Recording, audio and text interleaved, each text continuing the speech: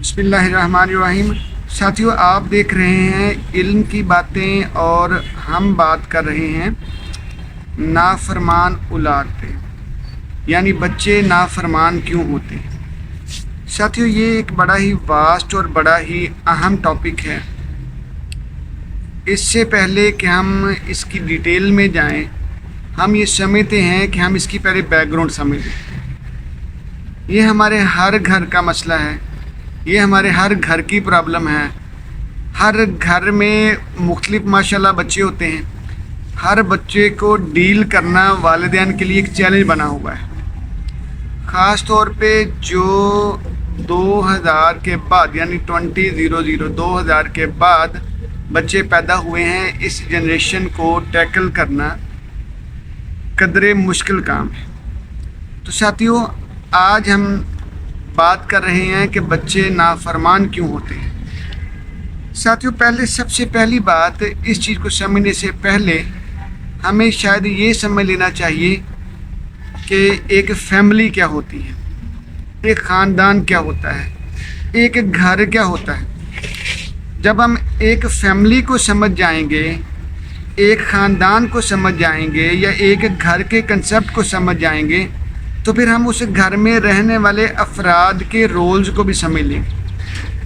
پھر ہمیں سمجھ لگ جائے گی کہ اس گھر کے رہنے والے، اس گھر میں، اس فیملی میں رہنے والے یونٹس جو افراد ہیں، ان کے کردار کیا ہیں، ان کے کام کیا کیا ہیں، ان کی ڈیوٹیز کیا کیا ہیں، اور ان کے رائٹس کیا کیا ہیں۔ کیا چیزیں انہوں نے کرنی ہیں اور کیا چیزیں ان کو ملیں گی، ٹھیک ہے نا۔ تو ساتھیوں، آپ سب سے پہلے یہ دیکھ لیں کہ ایک فیملی کیا ہوتی ہے۔ ہم ایک فیملی کو ایک کمپنی سے کمپیئر کر سکتے ہیں۔ ایک کمپنی، ایک فیکٹری ہوتی ہے نا، سمجھ لیں جب بھی کوئی ایک فیکٹری، ایک کمپنی لگتی ہے تو اس کے SOPs، ٹھیک ہے، آپریٹنگ جو ہے پرنسپلز کو ڈیزائن کیا جاتا ہے، ٹھیک ہے۔ سب سے پہلے ایک کمپنی کو چلانے والے رولز طے کیے جاتے ہیں، رولز ڈیزائن کیے جاتے ہیں، یعنی رولز اینڈ ریگولیشن بنائے جاتے ہیں۔ بالکل اسی طرح یہ ایک کمپنی ہے، اسی طرح یہ ایک گھر ہے۔ آپ گھر کو بھی ایک کمپنی ہی سمجھیں، کیونکہ گھر چلانا کوئی آسان کام نہیں ہے۔ فیملی کو گورن کرنا، فیملی کو چلانا ایک کمپنی کو چلانے کے مترادف ہے۔ ایک گھر کو چلانا ایسے ہی ہے جیسے کہ ایک کمپنی کو چلانا ہے، ٹھیک ہے۔ تو گھر کا ایک جو سب سے بڑا لیڈر ہوتا ہے، جو ہیڈ ہوتا ہے، وہ باپ ہوتا ہے، ٹھیک ہے۔ یعنی باپ گھر کا ہیڈ ہو گیا، ڈرائیور ہے گھر کو چلانے والا، ٹھیک ہے۔ اب اس کے بعد ماں کا رول آ جاتا ہے۔ ماں جو ہوتی ہے وہ باپ کی وائس ہیڈ، یعنی اس کی نائب ہوتی ہے۔ انہوں نے کیا کرنا ہوتا ہے؟ انہوں نے مشورہ دینا ہوتا ہے، ڈیسیژن میکنگ میں اپنا رول ادا کرنا ہوتا ہے۔ اب آگے ہیں بچے، جو بیسک کام، جو بنیادی کام ہے، جو ضروری، جس کے لیے ہم آج آپ کے ساتھ بات کر رہے ہیں، ٹھیک ہے۔ بچے ایک بڑا لازمی جزو ہوتے ہیں فیملی کا۔ یہ ایک اٹل حقیقت ہوتی ہے اور یہ چیلنجز ہوتے ہیں۔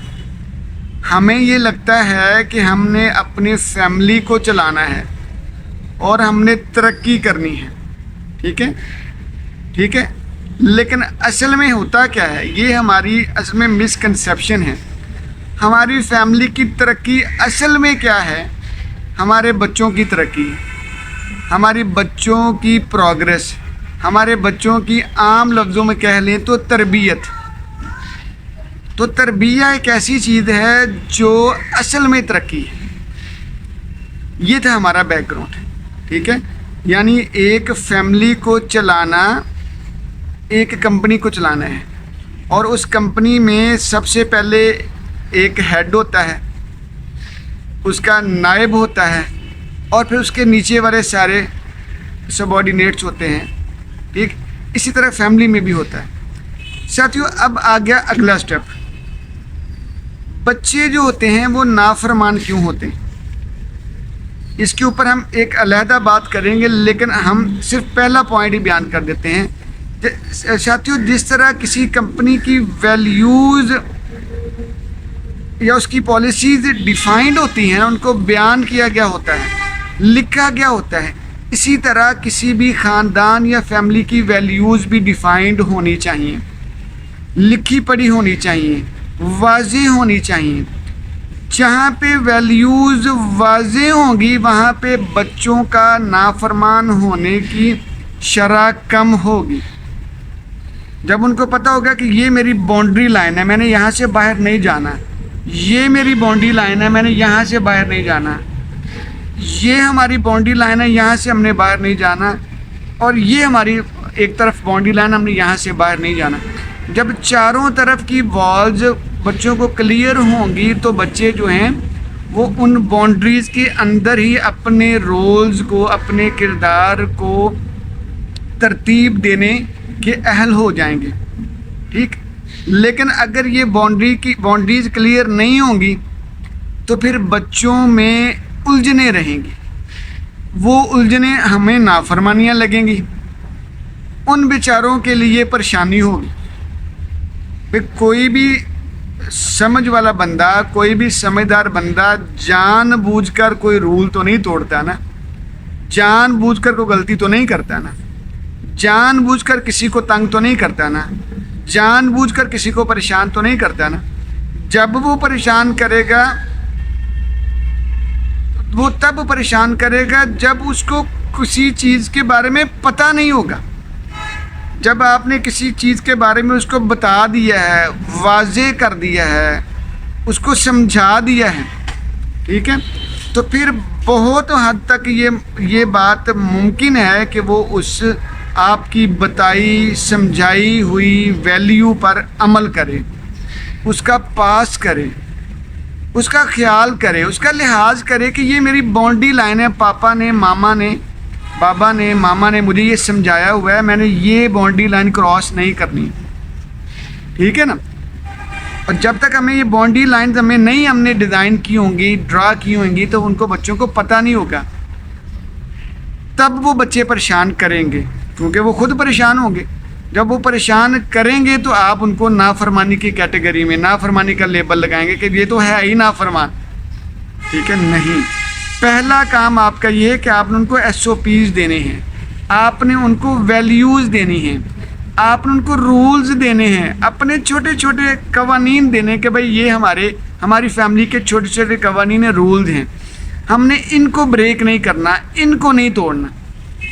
تو یقین کریے اگر آپ نے یہ ایک کام پہ ہی عبور حاصل کر لیا نا، ایک کام ہی بچے کو واضح کر دیا نا، ایک کام اس کو سمجھا دیا نا، تو آپ کے آئی گیس کہ آپ کے 75% تک پریشانیاں تو ختم ہو جائیں گی، ٹھیک ہے نا۔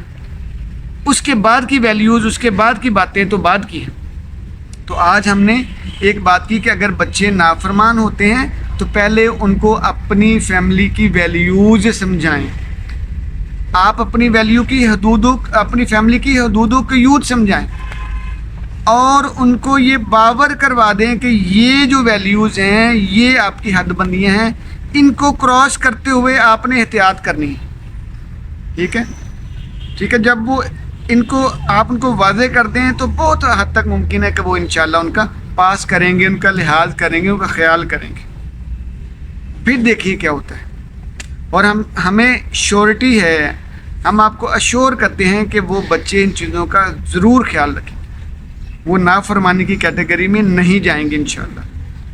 جی جزاک اللہ۔